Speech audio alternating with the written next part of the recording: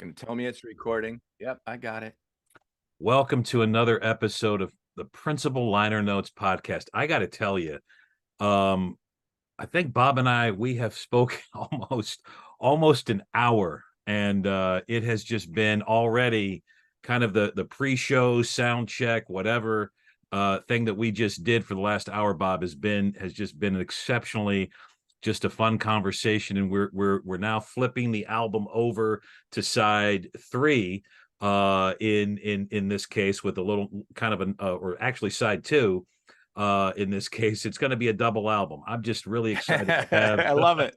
This is great, man. It is just a pleasure to have Bob Beatty here, who is the author of what is probably one of my favorite books on the Allman Brothers, with apologies to all the other books out there. And it is Play All Night, Duane Allman and the Journey to Fillmore East. Bob, welcome to the podcast. Hey, I'm super glad to be here and appreciate you reaching out. I am a fan of your work and a huge fan, as you know, of educators and the work that you do. Seriously, Sean, I'm so grateful. I had no idea we had as much in common as we did. And looking forward to the talk. I could talk Allman Brothers all day long, and I do. I love it. Well, music and connections and everything else. That's my MO. Man, you complete me, brother Bob, and we may play all night. So this is going to be an epic conversation, and I guess let's just start off, man. What led you on starting this journey with the Allman Brothers Band? Yeah, so it's a really great question. I mean, and the easiest thing to say is, music is, there's something about music that has always grabbed me, and it took me many years to kind of suss through that a little bit. I've got a little bit of a I've got little more than a little bit of evangelical background in me, and music that isn't spiritual or music that is secular was bad. And so I had this push pull, like music I shouldn't be listening to it, but man, I really like it. And it was really started with the Beatles. I mean, that was mom had everything really through she had Revolver actually in the Sgt. Pepper's. I guess she had everything through Sgt. Pepper's. And then dad had all of these, everything from Hank Williams to bluegrass to country. And then one record, a total outlier in his collection, he had Are You Experienced?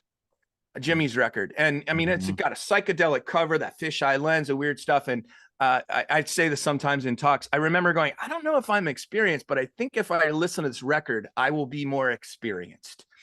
And I will know. And really, that was it. It's sometime as all of this is going on, I got my first guitar, discovered the blues, and then I wrote a paper. That it all started in school. 7th grade, I wrote a 45-page paper on the hippies.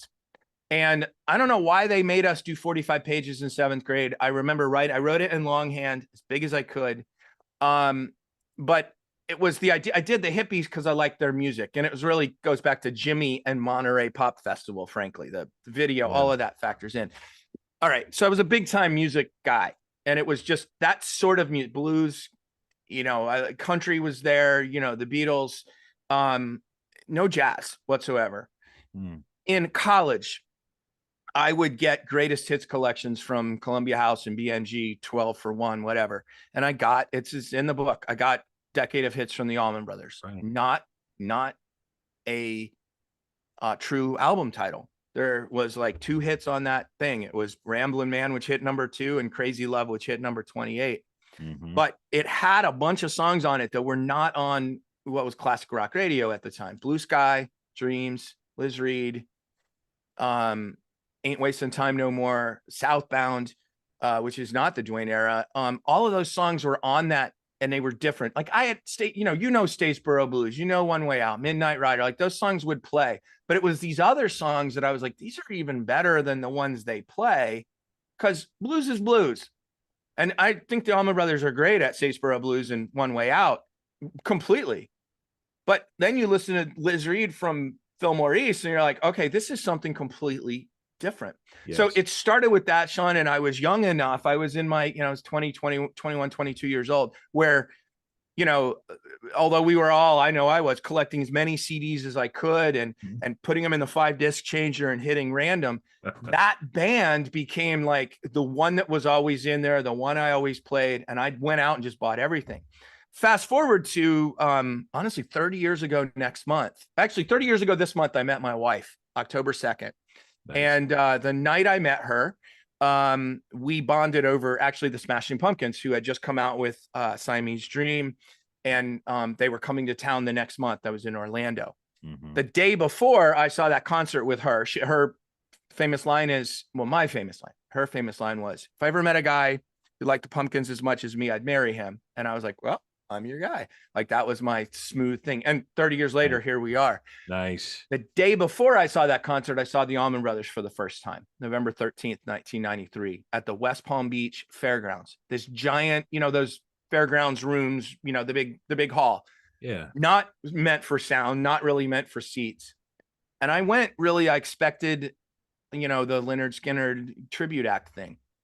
And they parted my freaking hair. It was the Warren and Woody era band, the same one, you know, you and I were talking about. I remember the new song they played was Where It All Begins, which was a brand new song they hadn't recorded yet. They did a Mountain Jam. This was this small run where they actually played a separate version. It wasn't just tacked into Jessica. Turns out later, Dickie had just come back from rehab when I went to this show. But I remember leaving and thinking, okay, I found my band. Like I'm on this bus. I say all the time, I got on the bus and never left. And that very next day, I got back to Orlando. I went and bought Life Wipe the Window, just check the oil, dollar gas, the live record from the Chuck Leavell, Lamar Williams era that I had been skipping in the CD bin regularly, because I was like, this, you know, everybody said only the original band. Yep. So to say, like, when I did in the last piece, I'll say, I mean, my musical tastes are pretty wide, but they tended to go towards sort of rock and music that says something beyond in maybe a 3-minute pop context or rock context. The Pumpkins, I would sort of bring that back. About a year ago, actually about 2 years ago now, I met and began to discuss this a little bit with Jimmy Chamberlain, their drummer, and he told me the Allman Brothers were hugely influential to him and to Billy Corgan when they got started. Wow. And it took me some time, because then you got to be like, oh, how does this work? And, you know, I started listening really to their first 3 records and had some discussions with Jimmy about this since. And really, to me, I got into the songs the Pumpkins did that had dynamics and changes. They were really good at that sort of swells and flows, different movements. And then, you know, you get to their 3rd record, some of those songs are epic, you know, Through the Eyes of Ruby or Porcelina, The Vast Oceans. They remind me of a Liz Reed type something or Whipping Post. And so, you know, basically I was already into music that did more than just give me the song and get out. And so that, I mean, that's the genesis of it. And then over time, you know, we mentioned earlier the Dreams box set. I mean, that booklet was just this, like, oh my God, all these, you know, like, you're like, what's going on behind this was so fascinating to me. They were Southern like I was. They played in an integrated band. Which so they were showing to me, like, this is, you know, when you're a Southerner too, I think, and of our generation, that whole civil rights era can kind of hover, because we grew up in an integrated de jure integrated world. I only went to integrated schools. But by the same token, you know, you look at the South in that era, that didn't go very easily. And the older I would get as a historian and start to realize it, like, looking for good examples of cooperation, particularly for us, the white people who were in charge.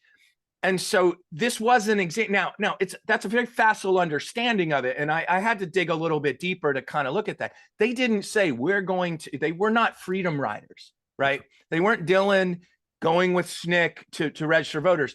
They were hippies traveling with a black dude and playing music for white people. And there were white women around that band.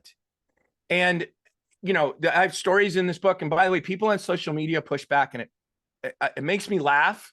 And then it sort of gets to go, oh, I had long hair. It wasn't a problem. I'm telling you, Dickie Betts said he got in fights about it. Yep. People, they got in fights over JMO being in the band. Like, this is a fact. So cooperation, that was something. And of course, music, look, growing up, sports was the thing boys are supposed to do, right? You're not really supposed to be, if you're good in school, like you're allowed to be good in school, but really the athletes, and I wasn't that good an athlete. I would play, but I found a home with music, and the fact that I could, with my limited abilities, could build in something, and I could listen to greatness and figure out what's going on. And that's essentially, Sean, for me, that whole journey, when I got to the Allman Brothers, when I discovered, which is the book, I always say discovered because they weren't new to me, but it was like, oh, it was like a light switch. Butch talks about Duane turning on that light switch. It was like a light switch to me. And I'm a nerd. Ultimately, I'm a historian, and I went to college. I hadn't even really figured out what I wanted to do. Teaching, actually, that was where I started. Teaching in law. Dad was a lawyer. I was going to teach. And I decided I didn't want to be in a classroom. I wanted to have a little more freedom. And eventually, by 1999, I graduated college in 94. I had gotten a job at a history museum.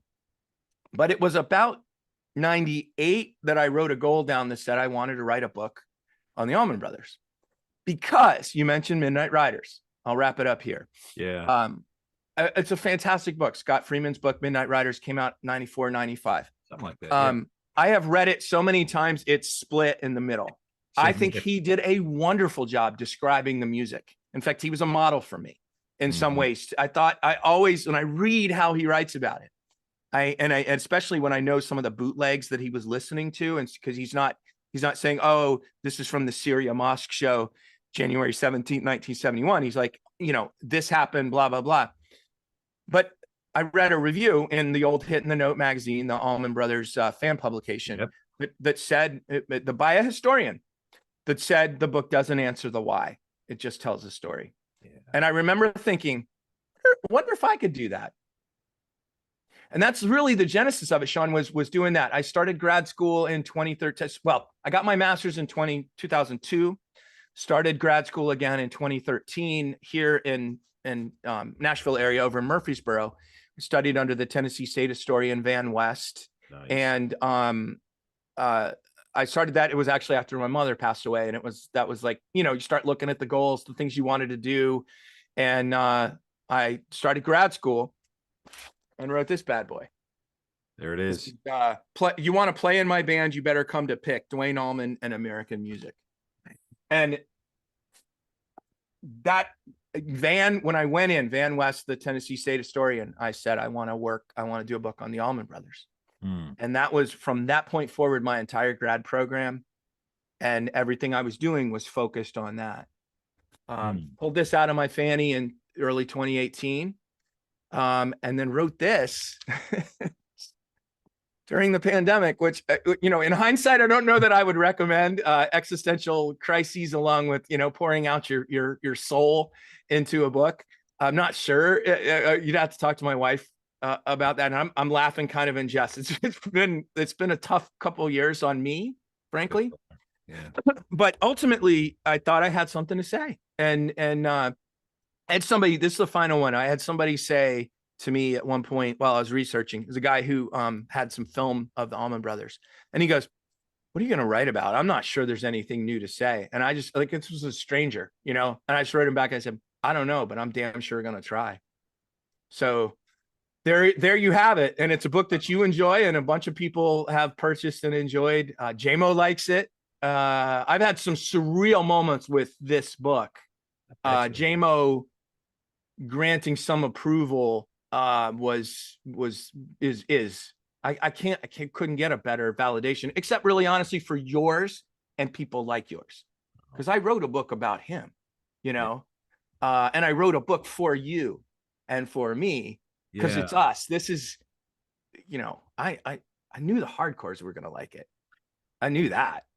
I hope that. I adore the book, and I'm very finicky when it Yes. comes to music books, because I cherish, I cherish music so much. And so when I go to a Barnes and Noble or a used bookstore, I want to be fed, right? Yep. And spending, many nights in high school, college, I didn't go out. I would listen to music. I would Mm-hmm. research, Mojo magazine, anything, those kind of things. And this album, for those of you that are listening to the audio portion of the podcast, I'm holding up the iconic uh at at at Fillmore East album, which is considered to be the pinnacle of the Allman Brothers career. And there's some debate about that,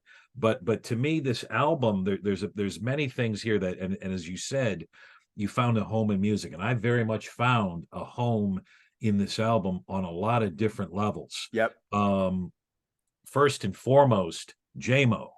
And I've talked about this on the podcast before, the sense of belonging, and the angle I took with the Beatles, with Billy Preston, and how I always thought, well, man, if the Beatles, these four white guys from Liverpool, if they could bring in Billy Preston, black American, Mm-hmm. who plays all over the Get Back, Let It Be album sessions, then man, maybe they would accept, a guy like me, a light-skinned black, Okay. maybe I can find a home in this band. And then seeing this band and this picture, Mm. of a group of guys that are predominantly from the South. And again, Barry Oakley was from Chicago, and my family's from Chicago. And then to see JMO pictured there on, laughing at this kind of very much an inside joke. Yes. This picture, there's a story about this album Yes, cover, there is. which is a little PG-13. But again, I just thought, wow, That's this interesting that this you is a reckon band that I want to be in, and this you is a saw band your that I want to find a face. home. I did. Yeah. I saw my Yeah. face. And then this album, which, frankly, most live albums have hits, right? Back in the Right. day, they have hits, and they're recycling their hits. And really, the Allman Brothers, as you mentioned, they only had really two kind of chart hits. And then they're taking, In Memory of Elizabeth Reed, which is from Idlewild South, their Right. second studio album, Whipping Post from their debut album, and then the rest are, in essence, blues covers, with the exception of Hotlanta, which is a Ensemble piece. yeah. And you have this album where, I don't care what Rolling Stone magazine or, Mojo, this is always kind of seen as the standard bearer for live music, live rock music. But it's not a rock album. It's all over the place. Right. Um, So and let me let's talk about the live album a bit too, because there's something for this one is particularly unique, and this is something I had to learn going from 144,000 words in a dissertation to 85,000 in a book. And this was, honestly, I didn't do this alone. I have a very good friend of mine read the dissertation, historian who's actually no longer working in history, and we had long conversation. He goes, "Bob, you just wrote a book on At Fillmore East," and I was like, "What?"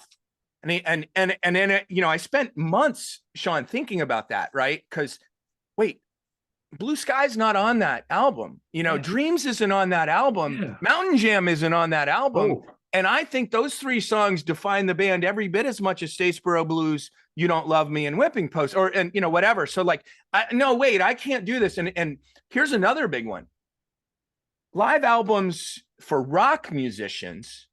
The Beach Boys now being probably one of the first ones. The Stones released a couple. Were number one. They were pastiches. They were not concerts recorded for a purpose. But the bigger one is they were heavily overdubbed in post to make them sound better than live. true.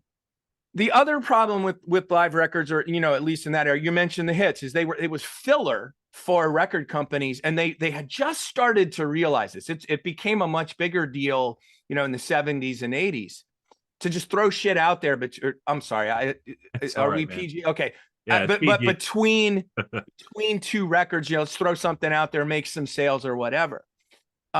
This album, as a live record, I think it's a bit of a misnomer to say, well, this is the greatest live album. Yes, this is actually a record recorded live in lieu of a studio album. This is as much, I saw a Love Supreme behind your head there. This is as much a Love Supreme not recorded at Rudy Van Gelder's studio, but instead recorded in front of 2,000 fans at Fillmore East. So, that makes it, I think, even more different, because you're right. There's only 2 songs on there that they've introduced to the marketplace before, on 2 albums that really hadn't sold all that well. Mm-hmm. Side note, Live Dead also had 2 previously released tracks only. Saint Stephen and Dark Star both had been released previously. I think that was just an accident, frankly. I think it was just, we had such good versions of Liz Reed and Whipping Post. We're going to make this a double album and include that stuff. And it was those were the brilliant decisions. But anyway, and then of course you got, why release a live album for basically an unknown band? That's a whole nother part of it. I think the most unique part, a unique part is making it the double record, because I do think they were intending to make a single record 40 minutes long, thereabouts. And I wrote in the book how that might look, if you leave off Whipping Post and Hotlanta, I'm sorry, Whipping Post and Liz Reed, maybe if you cut down You Don't Love Me, you can cut solos out. That was their intention. Yeah. And, there was an argument, this is in the book, about making it a double album, and Phil Walden made some deals on Gregg's publishing and Dickey's publishing, and the band's they took a lower cut so that it could be released as a double record for a single album price. But I think, in general, I'll say, At Fillmore East, really, I had to conceive of it as an artistic statement, not a live album. Get Your Yayas Out is probably one of my favorite live albums of all time. The first record I bought was Cheap Trick's At Budokan. Live albums are very much a part. Dad had both of the Cash records from prison, San Quentin and Folsom, and he also had Live at Cook County Jail from B.B. King. The first blues record, first Muddy Waters record I bought was Live at Newport, 1960. So I love live music and always have, not realizing that, the B.B. King and the Muddy Waters is probably unedited, but all those rock records are very edited. And I hear a concert in Get Your Yayas Out because they mixed it. And it's the thing I hate about At Fillmore East is they don't mix the songs together so it sounds like a concert. And that's why that 1992 Fillmore concerts, which also put Mountain Jam and Whipping Post back together. That's all I know, because I didn't come to the band before CD era. So I only know Whipping Post and Mountain Jam as they belong, as God intended, as I say, as Duane and God intended. But back to this again, the story, the bottom line is, and we didn't get into this, everything was on the line for the band. They were going to break up. And instead of saying, let's go to a studio, really control this environment and put something out, they said, our artistic statement, we're going to go dying on our axes. We're going to go down swinging. And there are 0 overdubs on At Fillmore East. 0 overdubs. They patched. If you listen to versions now of Statesboro, you'll hear Tom Doucette's harp solo. It's not on the record. That's right. And then they patched 2 versions of You Don't Love Me right where they switch solos. Not a single note. So basically, that 23-minute Mountain Jam is recorded in one freaking take. And I'm sure musicologists and others can hear different wrong notes and stuff. I've listened to that thing. I don't hear it. I just don't. It's basically, you can hear their intention and their execution of their intention from note 1 of that record, frankly. And when you listen to the full set, which got released a couple years back, the whole thing, I think it was like 6 CDs. They picked the right songs to make the final album too. Like, that's a whole nother one. Like, damn, you guys, hit the mark. Yeah. So you know, I want to bring back the live album, because right now we get every note that gets played at every concert, and it's a little bit overwhelming sometimes, you know, to listen to. Especially when you want to listen to with some intentionality, like, what do I want to hear? You know, what are the songs I want to hear, the movements I want to feel? And sometimes I don't want to sit through a 3-hour concert. You know, 60 minutes of a band might be good. So, I Yeah. mean, I've been curating my own stuff. That is one benefit of the streaming thing, is, you know, you can patch some of these things together. But back in really all the way through the, you know, the 90s, that wasn't how, right? We had records and then we had CDs. You kind of had to listen in order. So I had to, and the final thing I'll say, Sean, on this, Yeah. I keep saying final things, but, you know, I really did have to pal. reconceive of this as an album, because honestly, and I wrote about this on my Substack a few issues ago, I can't believe they didn't play Dreams once that weekend. I mean, could you, I mean, imagine having a version of Dreams as good as Stormy Monday. Yeah. Recorded beautifully, sounding beautifully, a nice little 12, 13-minute version. Now, they weren't playing that song much that spring because they were rehearsing. And my post talks about why their 1971 set lists are so stagnant. It's because they were rehearsing for a record. They recorded a record. They were playing the set, and they released the record, and it was a massive hit, and they kept playing. Plus, they also played the same set lists every night, just like just about everybody else. Pretty so much. So it doesn't make sense for them to maybe throw Dreams in while they're working on this record. But I would like to have a version.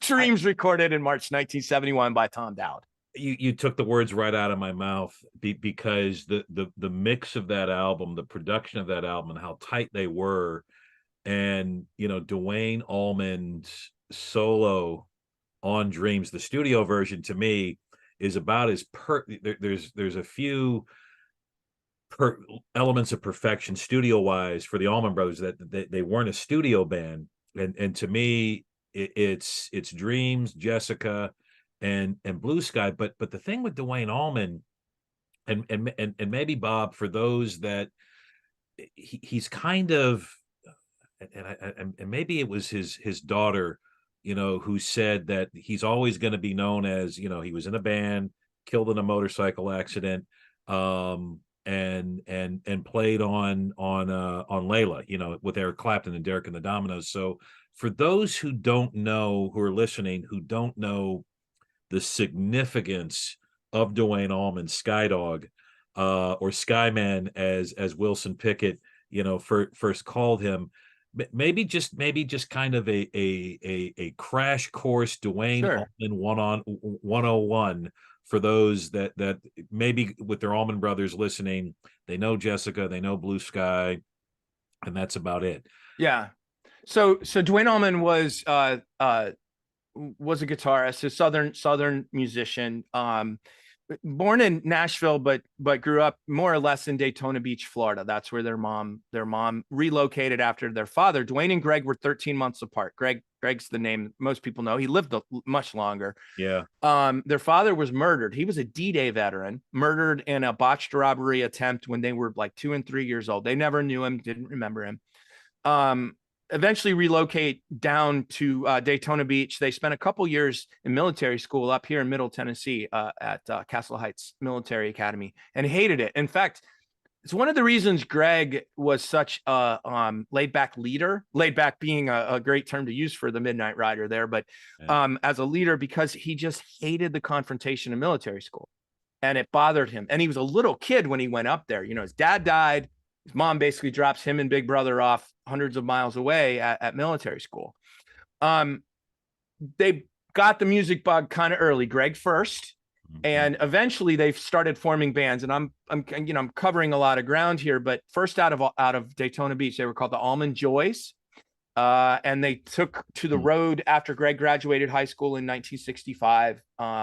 And basically, really, Duane was 18 years old. They basically playing music until he died at 24 years old in various fits and starts. The Allman Joys come to Nashville. So one of the things about Southerners and Southern music in this era, in the rock era, I call it. So in the late 50s and the mid 50s and later, when rock and roll explodes, Elvis, Carl Perkins, Little Richard and all those things. Southern musicians who come out of that end up having to leave the South to get successful. Even Elvis relocates out to California. Johnny Cash does the same thing. Southerners don't stay home to make music. They've got to go places. And the first thing they got to do is get discovered. And Duane and Gregg first get discovered, or try to, in Nashville in 1965, 66. They recorded and wrote songs with J.D. Loudermilk, who wrote Tobacco Road, a very famous hit. And they played Tobacco Road. Actually, they would record it. They recorded up here in Nashville at Bradley's Barn, Owen Bradley's studio in Lebanon, ironically, where Castle Heights Military Academy is. They had the miserable time there. Right. And basically couldn't sell the singles that they recorded. And they were fixing to break up. And actually, they weren't fixing to break up. They were just lounging around. They ended up in, fast forwarding again, 1967. They're in St. Louis. They're recording. They're playing as the Allman Joys, sometimes the Almanac, sometimes another band called the 5 Minutes, which is because they had taken in Paul Hornsby and Johnny Sandlin from that band. And Bill McEwen of the Nitty Gritty Dirt Band, he's their manager, discovers them. And he discovers them because they run into each other at the airport and they all had long hair. And the comment that I have in the book is, when you saw somebody with long hair, you just felt a kinship. So they invited the Nitty Gritty Dirt Band McEwen to see their set in St. Louis. Bill McEwen immediately calls LA and says, I've just found the next Rolling Stones. And Duane and Gregg and Johnny and Paul all sign on and go out to LA, and they become this band called Hourglass. Best thing I can say about Hourglass is, to me, not best thing, but they did what you do in LA. They tried to create an image. That's why my book, my dissertation was, you got to come to pick. We don't really care about clothes, because they got dressed up in faux psychedelic finery, as I say it. There's a famous picture of Duane with what looks like a doily around his neck. They look kind of stupid to me, frankly. And then you listen to the music and you're like, I see what's going on here. But the producer, and you were talking a little bit about the production on Fillmore East a second ago, the producer had the contract they had said producer had all authority. To me, it sounds like Tom Jones with a fake psychedelic background. It sounds like the second version of What Goes Up, What Comes Down, the blood, sweat, and tears, spinning wheel kind of stuff. A little bombastic, a little forced. And Duane is really buried in the mix. He is. But his brother is the star. And his brother's a really good-looking fellow. I mean, Gregg is a movie star, good-looking dude from the get-go. Duane, not as much, at least in my opinion. And I say that and they wanted to make Gregg the star. And they were not going to listen to Duane. And basically, long story short, after 2 years of fighting with this, Duane quit the band in the middle of recording their second record. Ends up coming back, finishing it. While on tour, they record at Fame in Muscle Shoals. Now, I'm trying to get this as quick as possible. I don't need to explain Muscle Shoals, I don't think, to y'all's group, but Johnny Sandlin is from Muscle Shoals, or I think he's from Decatur. He's from the original. He's from that area. Right. Sandlin had worked at Fame, where Rick Hall owned the studio, and they went down there to record some demos. Those demos kick off the Duane Allman anthology. They're on that record you showed, I think, but they're also on the box set Dreams. That's right. Probably most famous being the BB King medley, which is three tracks from Live at the Regal. They go out to LA. Look at what we did. We love this. This is our sound. It's blues. It's BB King. Duane's screaming on guitar within. Gregg sounds fantastic. And they basically reject it with impunity, the record label. And they own them because they've signed this contract. So Duane says, screw it. He quits. They all go back to Florida. Gregg, right in the middle of a new band Duane is putting together with Butch in the 31st of February, Butch Trucks. They recorded some tracks, which is, I think, a key point. Thank you. Thank you for the visuals there, Sean. Appreciate it. They record some tracks with Butch down Miami, including the first version of Melissa, with Duane playing. It's the first slide solo he ever played. Beautiful. Butch is on drums on that. In the middle of that, Gregg takes off and goes back to Los Angeles to fulfill his contract with Hourglass. And Duane is absolutely livid about this. Eventually makes his way to Muscle Shoals. And while the story that Rick Hall started telling in about the 2000s, middle 2000s, that Duane slept in a pub tent in the thing, I'm just going to say I've never believed that story. Duane had women everywhere he wanted. He was, he had friends. Why is he living in a pub tent? Like when he's been there. So, but he ends up on a session. He ends up on a Clarence Carter session called The Road to Love. They re-release the single. And about a month later, Duane gets a chance to record with Wilson Pickett. That's right. You mentioned before, Wilson gave him the name Skyman. Well, basically, Duane convinces Wilson Pickett to record Hey Jude, Stories in the Book, by the Beatles, which is a big hit. Mm-hmm. While the members of the house band are out to dinner, but Duane, as a hippie, and Wilson Pickett, as a black man, can't go out to eat in Muscle Shoals. Right. In 1969, y'all, 1969, Civil Rights Act got passed in 1964, Voting Rights Act in 1965. King was assassinated the year before, 1968. And a black man and a hippie can't go out and eat together in Muscle Shoals, Alabama, without getting significant harassment. They stay behind and concoct the arrangement and decision to record Hey Jude. And what that did for Duane, so that was a top 20 hit, a massive hit in the rhythm and blues charts, and a top 20 pop hit. Duane's guitar and Wilson Pickett's screaming is the whole coda of that song. Nah, nah, nah, nah, nah, nah, nah, nah. But it's something totally different. And out of that session, Phil Walden in Macon, Georgia, and I'm dropping names here like nobody's business. Phil, who was Otis Redding's man, here's another name drop. Otis Redding's manager. Otis Redding had just died. Phil Walden hears the record at Atlantic in New York City. He hears Duane, says to Rick Hall, "Who is that? That's not your usual guy." And he goes, "He's some hippie. He's got hair down to his ass, but he just burns." And Walden said, "I'm going to buy that contract and make $1 million with that guy." And that's really what he did. Is Walden and Jerry Wexler of Atlantic bought out, and some sources say 10,000, some say 15. It was a lot of money for a guy who didn't write songs and didn't sing. Duane got a contract. Basically, I should say, first he stuck around Muscle Shoals. He was a regular at Muscle Shoals for really only about October, November, December, January, for maybe 5 months at the most. Played on this little album, this little ditty. Played on Boz. Now, he did that actually after he had left Muscle Shoals. I think that was right. May of 69. And they actually enticed him back from Macon. So he had, by March, so basically what happens is he gets a contract, gets to form his own band, and he tries to make a solo record with Rick Hall for a while, and there's some sessions.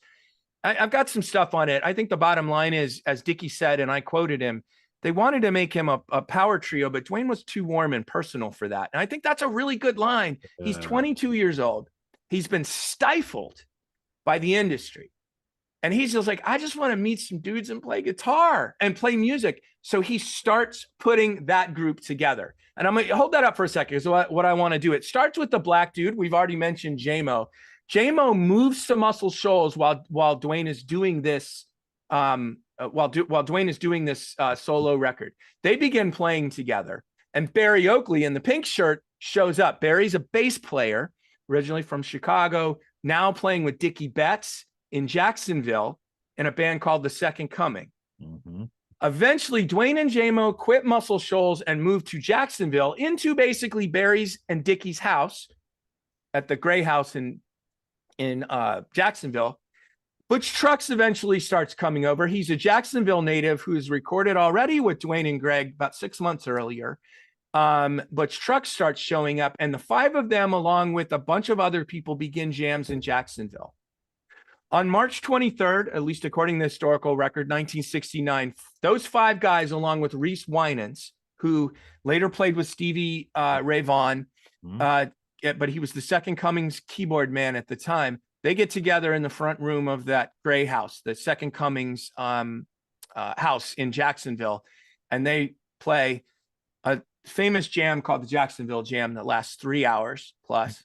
They all tell great stories about how spiritual it was. I've got those in the book. They're all over the internet. When it's done, Duane stands in the doorway and says, anybody in this band, anybody here not going to play in my band, you're going to have to fight your way out. And that's not an apocryphal quote. That quote is burned into the record. Gregg, sitting on the side of the wall there, is still in Los Angeles when all this happens. It's the only time in Duane and Gregg's life when they're apart. It's also the only time they're genuinely not speaking. And the other four are saying, dude, you have got to get your brother. And Duane, JMO says from the beginning, Duane says there's only one guy who can sing in my band, and that's Gregg. But JMO and Gregg also recounts Duane saying, they want my brother in this band, but brother bands don't work. We have problems.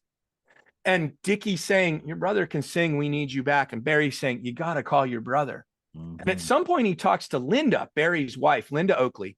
And they have a real heart to heart, like, I got to get my brother out of that situation out in LA. So March 26, 1969, Gregg arrives to a rehearsal at the Gray House in Jacksonville. They're playing Muddy Waters' Trouble No More, their version of it. 15 bars, not 12, a lot of instrumental breaks, real heavy backbeat, not Muddy's. Muddy's is it's got a good beat, but not what the Allman Brothers are doing. Swings more. Bingo. And he walks in the room and he goes, Dickie quotes this, Jesus Christ, what a band. And later says, and I didn't include this, but he tells Duane, I don't think I can cut this, man. These guys are great. And Duane pushed him. He grabbed the lyrics. Trouble No More was the song. And so from that point forward, Duane had a band of 6, not 3. And a record company, Phil Walden, willing to support them. And they basically took to the road. And they spent 300 days a year on the road for their first 2 years. It's a grueling pace, Sean, that, I don't know that the road pace killed Duane. Yeah. But I really do feel like that second year, that 5-man band tour probably killed Barry, because he just didn't have, I mean, we live in 21st century America, and we just lived through, we're living through some very fraught and traumatic times. And we know a lot more about that stuff than we did then. But they ran hard, man, and I don't talk a lot about that in the book, because Galadriel did such a beautiful job of it. There's nothing really more for me to say. I'm not a part of that family, but I come from dysfunctional, drug addicted, alcoholic families. And so I definitely can feel, and I try to keep a line there, because I don't want to pretend like I'm a part of that. I'm not. I don't suffer when they die like families do. I don't suffer when they're suffering like families do. But it was, that was it. It started a 2-year period, really all going from Duane's determination to convince Wilson Pickett to record this massive hit by the Beatles, and how he parlayed his options immediately from that point forward. And that's a really good, because Duane Allman's life is just so intricate and complex, and it hits on a whole lot of levels. And then it kind of culminates in really the breakthrough of At Fillmore East, and you're wearing an Eat a Peach shirt, which is the follow-up album, which in many ways is an elegy for Duane Allman, and literally the live, it's got some studio tracks of the 5-man band. It's got some studio tracks of the original 6-man band before Duane died, and then it's got kind of the outtakes, if you will, of At Fillmore East. Yep. And those kind of leftover tracks, and I use leftover very loosely, because leftovers it's a whole nother meal, because it picks up right, and we talked about this in the pre-show. Whipping Post ends, the album, and then you hear it fades out to Mountain Jam, which for me, if I were to pick a favorite Allman Brothers song, it's Mountain Jam. Yeah. And to me, it's the culminate. To me, that's another kind of culmination, and a beautiful, just beautifully wrought thesis of the band, and it's based on this kind of little ditty of a Donovan song. First There Is a Mountain. And a vapid take on it. If you know the Donovan song, I find it vapid. I find it like you're trying to talk philosophically, but it just sounds, you know, hippy dippy to me. And you know, I remember you know, like back in the days of Napster, the first two songs I found, because I was like, I'm not paying for a full Donovan, you know, CDs were $20 at the time or whatever. Yeah. So it was that, and it was Spencer Davis Group's Don't Want You No More, which also hadn't really shown up. It does not on their greatest hits or nothing, because it was the B-side to a number 99 1-week hit. I don't even know how they chose Don't Want You No More, which kicks off the Allman Brothers Band. You know, there's one, if I could talk, you know, like to Dickie or because he's about the only one left, like, where did you come up with the idea to do that song? You know what I mean? Like, where do artists think I'm going to take Muddy Waters Hoochie Coochie Man and do what they did to it? And I know we're not talking about these two records, but you know, you can hear in One Way Out, you can hear Sonny Boy Williamson's, you know, version. In Trouble No More, you can hear Muddy's version. In Done Somebody Wrong, you can hear Elmore James. But when you know, Hoochie Coochie Man, that's Dickie's example of taking a song and going sideways with it. Yeah. And the same like with Don't Want You No More. Like, it's not a very good Spencer Davis Group song, but man, it's a really good song to kick off an Allman Brothers concert or album, because I used to play those two songs back to back. That was often a set opener or a show opener, you know. Right. And you know, like, you're like, dang, that's some smart, you know, like, where do you come up with that stuff? Just a really you know, I know we've gotten off Mountain Jam, which is mine as well. And I told you that last 13 minutes, I've told my family, told my best friend, like, I want that played at my funeral. That is what heaven sounds like. I mentioned earlier about hearing with stereo headphones. I don't know if I was on camera when I said that, but I listened to Mountain Jam with those stereo headphones that I had. And for everybody's benefit, I'm unilaterally deaf. I don't hear my right ear. So headphones have been weird for me stereo. But there are parts of that Mountain Jam that also opened up for me. I was telling you, I got to hear it and I was like, yeah. And it's Dickie Betts and his rhythm comping. Like, literally, I can sit and play Dickie's rhythm on Dreams or Mountain Jam, like on guitar, for hours. And I will and have. Yes. It is so creative. And his approach. What's interesting, by the way, we talked about Dreams. I know I'm bouncing around. I hope this works for you and your audience. Please stop me if I'm okay. I'm with you, Bob. You know, that studio version of Dreams I think it's probably Duane's finest studio solo. I absolutely love it. That is only Duane on guitar, according to Gregg. Dickie had left the studio. So Duane does all of that rhythm that Dickie ends up playing later. And I'm certain Dickie wrote it. I'm certain they were Dickie's parts. But, you know, like that song to me was the first one. And that's the one, if somebody says, well, how do you want to hear? Like, boom, that's the one I want to play you. Because Mountain Jam's so long and you have to devote some attention to it. But those two songs really are my two pillars. Yeah. And then, I mean, look, that doesn't dissuade, like, I will tell you, I think Liz Reed, I think Whipping Post on Fillmore is like, that's the most representative song I would put on, because it's got Gregg's vocals. Other than that, I'd probably be Liz Reed, you know? Yes. So, you know, and then I just want to go back to Eat a Peach on that one, because you hit a really good point. And I don't know that I said this as well in the book as I wanted to, but that's basically 3 different bands recording that record. And you said it. I love the fact that they start with the 5-man band. They're, you know, basically, and I feel like I did a good job of this in the book, saying what they said about those 3 songs and how important they were. The statement that Ain't Wasting Time No More makes. It is a theme song to me. It's the first song I listen to anytime anybody dies that I love. Yeah. Then you've got the original band in their element, which is live. You got the 2 sides of Mountain Jam, which we've already talked about, and then you got the Trouble No More. Now they're back to re-releasing a song they already released, One Way Out, which they tried to record at Fillmore, and then you got the original 6, those last songs there. It's an absolute. You're right. It's an elegy. And it's an epilogue to, you know, Duane's life and career. And it's a very interesting document if you look at it in that context. Like, here's what could have been, which they put at the back end. Here's what was. and here's what we are. Exactly. And they did it. I mean, backwards is not right or wrong, but they started with, this is what we are. These are the 3 songs that we are today. It's a powerful, powerful, powerful way to open. And then they went and toured the hell out of that record. Yes, they did. And those, I know some people can't listen to 5-man band shows because it sounds, I appreciate excellence. I appreciate emotion. I appreciate the rawness of that.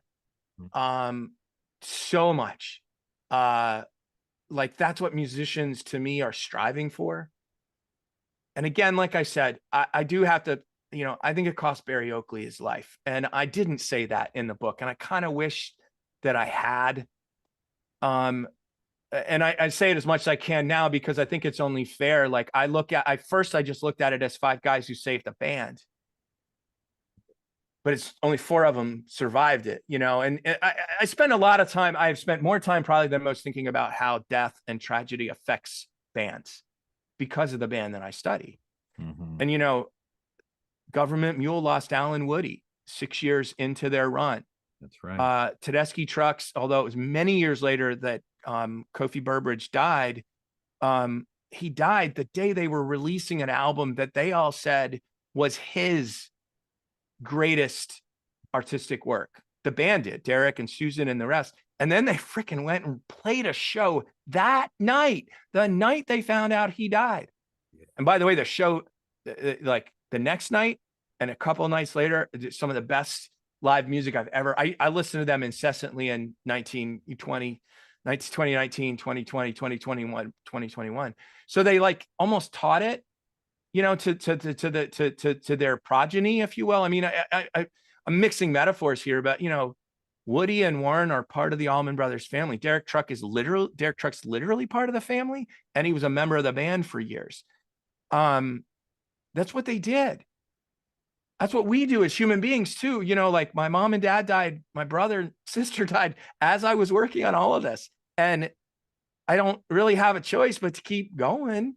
So, Eat a Peach, the 5-man band tour. I mean, it's where I ended my book. It's kind of where Alan picked up. I thought that was a really cool serendipity too, with brothers and sisters, because they finished Duane's work and then went about their own. It's pretty cool stuff. It's beautifully wrought there, Bob. And I know our listeners, as am I, am honored by how you threaded that to some personal loss. So thank you for sharing that, because it very much is there's so many kind of human elements, and maybe that's what connects us to art and connects us to music and education and those things. There's a lot of humanity in the Allman Brothers Band. It is a band where it is, the saga is filled with heroes and villains, a nod to the Beach Boys. But it is also a nod to this kind of this notion of courage and collaboration, and these 6 guys that they call it a brotherhood, but they found a home in each other. They found a home in the ethos of this band, and you capture that in Play All Night. Like, you're telling, there's a history that you're giving here as a historian. You're also giving also kind of some fan stuff along the way too, and taking those deep dives that fans like me want to go into. Right. So when I picked up the book and went right to the index, because I'm like, all right, is this guy going to go to Mountain Jam? Is this guy? And there's several pages in which you thread it in there, but also this it's very much a human story. This band that's on the ropes. Hey, we're going to record an album live, and we're going to give it 150%. And if this record doesn't work, if we fail at this, we're done. We're family done. That we've built, this career that we've tried to do. And by the way, like, this is, Duane and Gregg first recorded in 66. Butch Trucks had been recording singles since like 67. Barry and Dickie didn't record a lot, but they had been in bands, for years. Like they were, this was, and by the way, for Duane and Gregg, I didn't mention they went to Nashville and failed. They first went to New York and failed. Then they went to Nashville and failed. And then they went to LA and failed. Like basically that was it. Those were your options. New York, Nashville for Southerners, then New York, LA, maybe Chicago, maybe Memphis. But they created this out of, and like when I finished, walked out of my PhD defense, and you have an education podcast, so probably people understand how that works, right? You go in and, you're essentially getting grilled a little bit, and then they shake your hand, call you doctor, and you go. And one of my advisors said to me in my ear, she wrote some notes, didn't do a lot on the dissertation. She goes, make it more about Duane. What I had done in the dissertation and in that attempt to be objective. And by the way, I do attempt to be objective. I mean, I acknowledge my bias in the very first page of this book, right? Because I got really tired of the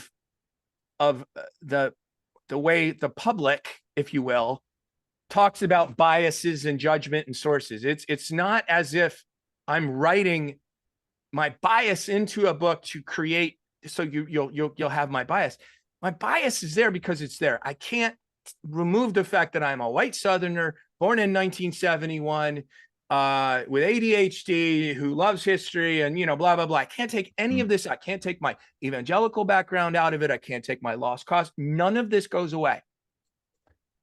Best I can do is try to remove myself from it as much as possible and write while acknowledging, and you mentioned, I mean, I am a fan and I said it up front. It doesn't mean I remove sources that don't agree with what I'm saying. It means I focus on the sources that give me the interpretations, that I do. That's an important part of this toolkit, but I'm not unbiased. And so one of the most important things I had to do in this whole thing, and this is crazy, this is a music one. It was fall of 2017, and I knew I had to write this dissertation in the spring. I was on a stipend.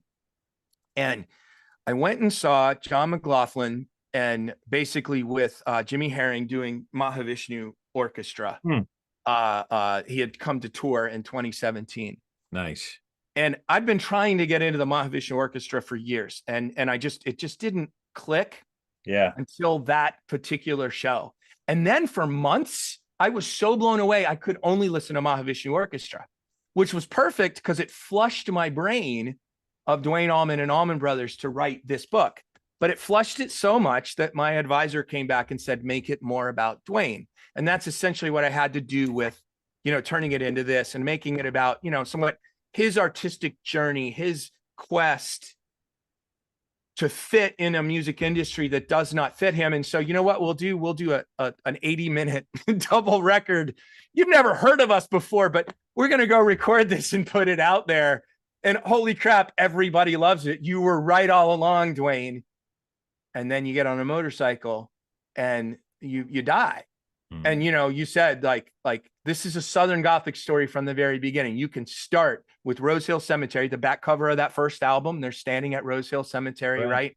That eerie picture of Duane and Gregg in the middle. They're standing at Rose Hill Cemetery. Yep. I stood there a couple of weeks ago, actually. And then of course, Elizabeth Reed is buried in Rose Hill Cemetery. So you've got all of this, intrigue already going on with the band. And it's, it's, I had to fall back in love with Duane and differently than I had in order to write, or I had to maybe accept that. And like I had to let go of the fanboy, like, why didn't you put Dreams on this record? And I'll tell you, the person who helped me there, rest in peace, the champ, Bill Proudfoot, good buddy of mine from Allman Brothers circles, who was actually an editor, and he edited my dissertation for me, which is funny because I can't believe he did it. It's so bad compared to the book, And I said to Bill one time, I go, I don't understand why he didn't play Dreams once that weekend. And he goes, I think they were just working on other stuff, Bob. And I was like, Right. That version of dream and that version of dreams, like you said, it's like your favorite ever. Like I can't imagine it being improved. Right. Well, Duane knew that too. I already made that statement. Yeah. All right. But I haven't put Done Somebody Wrong. You have not heard me wail on Slide in front of people, you know?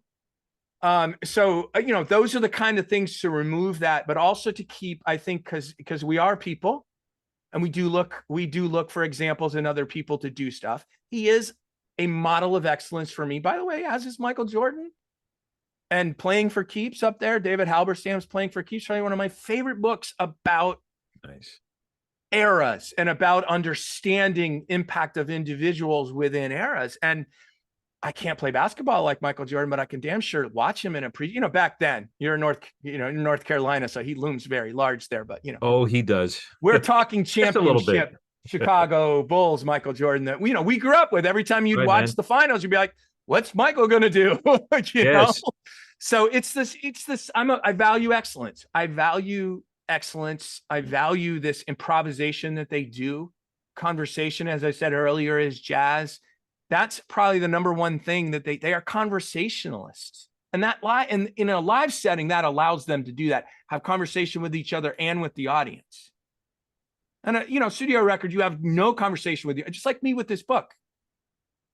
I have no conversation with you until you and I start talking about it, right? And so it was a brilliant, like Duane was brilliant. I don't think he was built to last. I think he knew that. There was a sense of urgency to his approach to the world that his friends all remarked about. And he puts out, I think it is a real tragedy though, that he finally, after all this, at 24 years old, puts out this record. And when the money's about to start to come in, he's gone. He's gone. I mean, and then you start thinking about the people around him.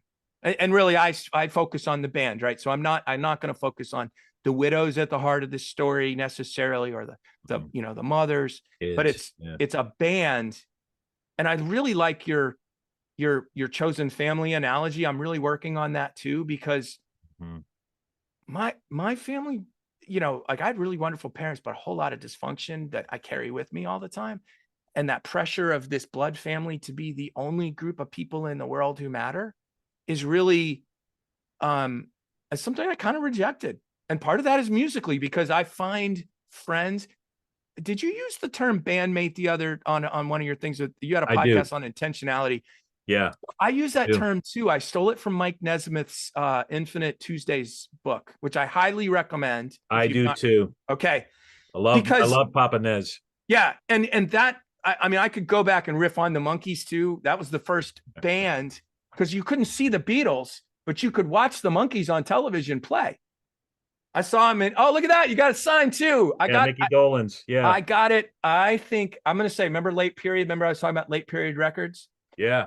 Me and Magdelana from their latest times. is probably one of the top songs of the last decade for me. Agreed. I have played that song over and over and over. I love it. That's an example. That's an example of a late period artist record. Because the Beatles, everything was good because they quit.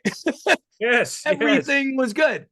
The Stones, pretty much from Exile forward, there are clunkers on every record that I do not like or listen to. But prior to that, from Beggar's Banquet to Exile-ish, I love everything in there. So, I'm glad you pulled out the Monkees, because there's an example. But the Bandmates concept is really something that I think about is, you're now my bandmate. I mean, I'm actually right now playing in your band because your show is your thing, but I am here adding a little lead guitar, some rhythm. That's right, man. Maybe some songwriting for you as you are perceiving or thinking about other things you're going to talk about with other people. And that's, so that chosen family thing is a really important thing. And that band lost that. Really, when Barry died, that was it for them. And the brotherhood aspect of the band, which was a very important part of that original era, and it shows in those pictures, those album covers, shows in their music. You feel it. I mean, I love this because, right, it looks like they're just fixing to go on stage, or they just came off stage. Yeah. And instead, they're posed, and of course Duane has just scored something, and he's got a little something discreet in his That he hand shouldn't have, yeah. that he has just scored, and everybody's cracking up. Yeah. So but they look, don't they look like just good dudes you want to hang out with? Yeah. Like they're not aloof or scared. Although the guys on the back, I call them surly looking outlaws, man. You want to stay away from the roadies. Like you don't want to mess with them. Don't want to mess with these guys. No. I got a good picture in the book. Actually, and I have it here. Let me pull it up. I love this picture of the roadies. Great pics in the book, man. Because it was so. Thank you, because I spent some money on this, and I'm disappointed that they didn't give me a nice photo spread. But thank you. So this is my the roadie picture. I don't know if you got flipping off. they're in the back of the black-hearted woman. It's that I wrote a buddy of mine, and I said, hey man, how cool would it be if I used this image in a book? He goes, it'd be really cool. So I'm like, okay, I'm in. It's epic. Yeah, I treated the photos of really like a photo essay. Now I'm a museum guy, and I was like, how can I take 20 photographs and tell this story? In fact, frankly, I should probably remember I was telling you my my rhetorical exercise yesterday. I was only going to interpret using the album cover. I could actually just pull the pictures out of this book and tell the entire story. And now that I say that, I'm like, why have I been struggling so hard to? You should, man. I mean, this. Yeah. You could do a whole multimedia thing, and even just the elements on the album from the PBR cans, to Twigs's picture up on the wall. Yeah, and why he's there, and then even. I mean, Tom Dowd, I mean, who produced this album. I mean, there's a lot of stuff here that you can swim within the marrow. And it's and again, I'm a historian. I'm fundamentally a teacher, an interpreter. And so, the way you interpret, right, is I find this interesting to you too, and that album, I my whole life, all right, I've been taking the simplest of things or helping people learn to do that in an exhibit concept or in a workshop concept or in books. I was managing editor of a book series for a long time, and I've written several books, and my mind goes there probably because fundamentally I'm a teacher. And what's the one next to A Love Supreme behind you? I don't recognize that album cover. The other three I do recognize. Yeah, so Four Tops Now. Okay, Four Tops. Love Supreme, and then Live Adventures of Al Cooper, Mike Bloomfield, and then Abbey Road. Yeah, and Norman Rockwell, did the cover. Yeah, I no, listen. So those three I knew. The Four Tops one I didn't know, but I was going to say I could probably, looking at each of those album covers, also sort of, do that, like you said. The Norman Rockwell alone is worthy of a treatise on what that looks like. In fact, when I first came across that record, I thought it was a parody because it was so good. And I thought it was a Saturday Evening Post parody. It's for real. And that's not Super Sessions. That's a live one, right? It's the live adventures of, because Super Sessions has One Way Out on it. No, it has You Don't Love, has a version Don't Love Me. Exactly. That I thought was the inspiration for the Allmans. And then I got corrected, and it is Junior Wells's version. But anyway, yeah. I could do that with all of those records, which is one reason why not having tactile media anymore kind of sucks. Because I don't know about you, but man, I used to get those records and just read those liner notes and look at every little crack and crevice, and you can't do it anymore. No, you can't. It's a lost art, and I greatly appreciate what story is here. What are the inside jokes, and you hear. Different, like, again, this whole album cover is an inside joke. Bingo. And no one, when I first got the album, I'm like, well, what are they laughing at? Yeah, I mean, you have no idea, right? Who are these people? And like you said, you saw a black dude on the cover and go, wow, that's different. Yeah. And yes, there are very few integrated bands in 1971. And I mean, Sly and the Family, most of them are California bands, because California, this thing is, diversity, inclusion is way different than it is in the South. Yes. But that's some dangerous stuff going on. Even now, by the way, right after they recorded Fillmore East, March 12th and 13th of 1971, a week later, they go to the Warehouse in New Orleans and play a gig. It's recorded, not nearly as good. On their way between there and their next stop, they end up off the highway, Jackson, Alabama, at a Roadhouse diner. Yeah. and they get arrested, and they get arrested with what I write in the book is a pharmacopoeia of drugs: Yeah. heroin, PCP, pot, cocaine, Everything. pills.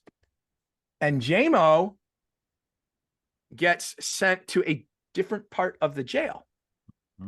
JMO's never talked about this. I've never seen anything. I did read that they put the Allman Brothers in the black part of the jail because they were long hairs.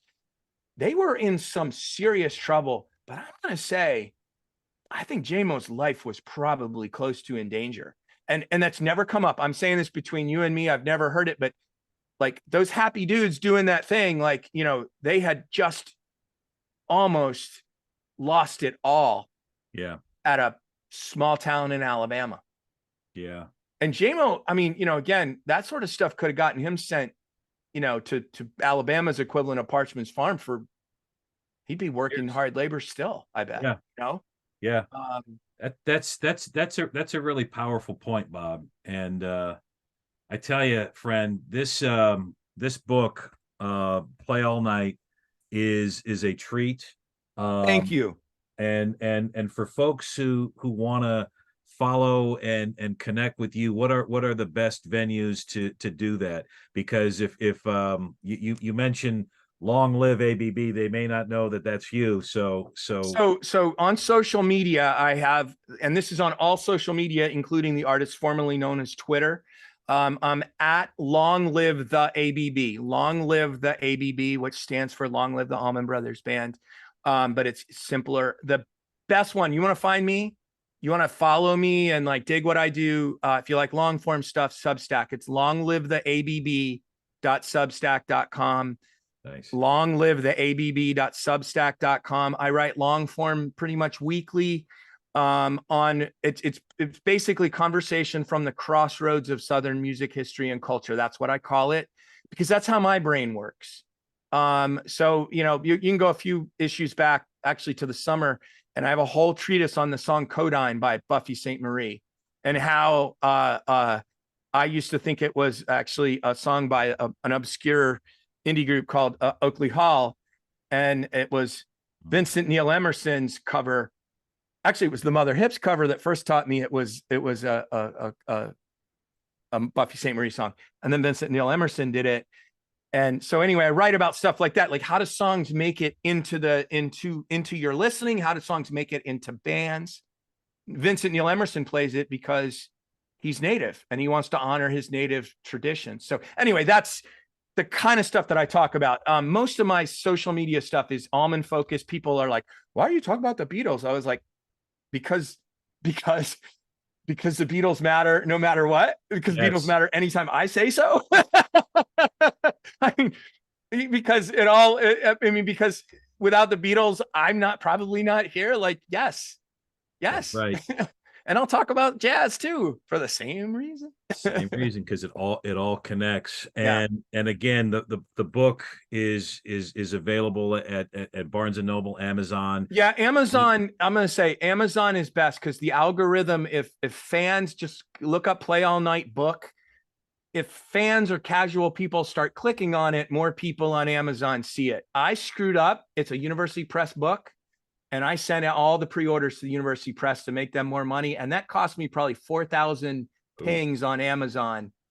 And that stuff matters. So Amazon is best. Longlivetheabb.substack.com is how to best sort of interact with me, unless you just want to do the social media like you and I do. That's right, pal. So I'm going to do something different for sign off. And I'm going to ask you if you could indulge, Bob. The penultimate sentence of your epilogue to me is a great sign off on page 205. It all boils down to this. And if you could, I would be honored if you could sign us off with that sentence, because it does kind of echo, and you and I are bandmates. And I usually do the don't forget to share the world with your dreams and all that, but I want to toss the riff to you like Dickie did to Duane, and I would love that, and be honored if you could read read that sentence for us, please, as our sign off. Thank you, and thank you for appreciating these words. So this is the last. These are the last words of the book. It all boils down to this: find your note and find a way to communicate your note with others. Those who hear your note will find it from their own note, which leaves the circle unbroken. Long live the Allman Brothers Band. I can't think of a better way to conclude our time together. Bob Beatty, thank you so much for being in the band with all of us and sharing your passion with the world and reminding us that it is important for us to find our note and to hit that note. And even more importantly, I'm getting a little emotional, to find a home with your band.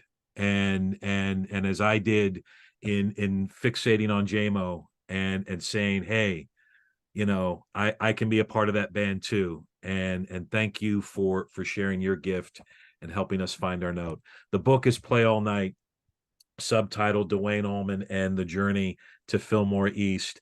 I cannot think of a better way to end this podcast and to end this episode. And Bob, thank you so much, my friend. Thank you, brother. Appreciate it. And listen, for you, keep on trucking with your podcast. I've enjoyed it. The spirit with which you do it. As soon as I listen, I go, oh yeah, this is one of my dudes. And honestly, these conversations, I'm going to be flying the rest of the day just because it just feels good to connect with people and to talk about, you know, this is my offering to the world, man. And it's been tough. I had a really tough down spell about a month ago when some of the stuff was getting to me, you know, and it's like, hey, bro, man, come on. And my best friend said, my bandmate, my musical soulmate, who's thanked in this book, and he said, hey man, you're out there. Okay. So thank you for helping. And I say this for those that listen to you, and, you know, you're on my radar now.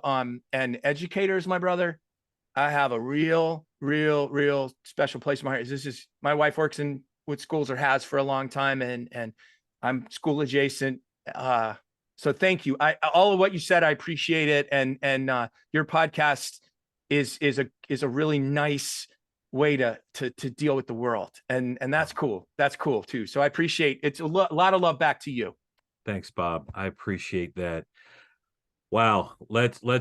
We can keep going. Please come back on the podcast. Anytime. There's a lot you and I need to cover. We got to get into Nesmith. We also, we could probably do a whole series on the Hourglass covering Norwegian Wood. Oh yes. So okay. And we'll go there, man. So listen, back, you know brother. where I'm at. I'm happy to. All right. Thanks so much. Catch you all on the flip side. Thanks again, Bob.